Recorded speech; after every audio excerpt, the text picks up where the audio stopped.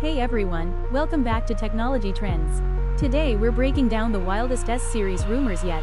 We're talking 6G, a 220 megapixels camera, a wraparound 360 degrees display, and that new Snapdragon 8 Elite 2 chip. Let's see what's real and what's hype.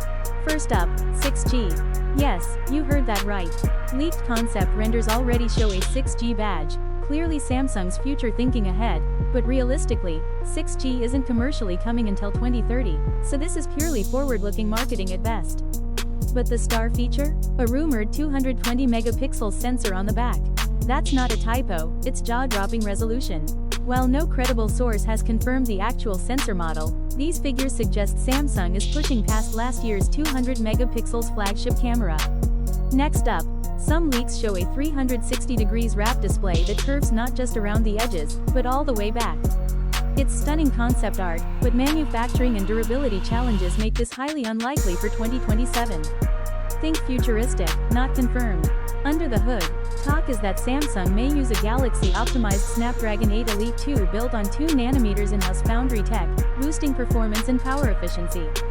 But here's the potential heartbreak. Leaks suggest Samsung may ditch the built-in S Pen slot, moving back to the external stylus approach like the old S27 Ultra. That's disappointing news for stylus fans. Expect a 6.8-inch 120Hz AMOLED screen in line with the S26 Ultra lineup. Rumored battery: 5,100 mAh with 45W wired fast charging, solid, but nothing groundbreaking. What are you most hyped about? The mega camera, the chip, or the bold design? Or are you disappointed by the possible loss of stylus support?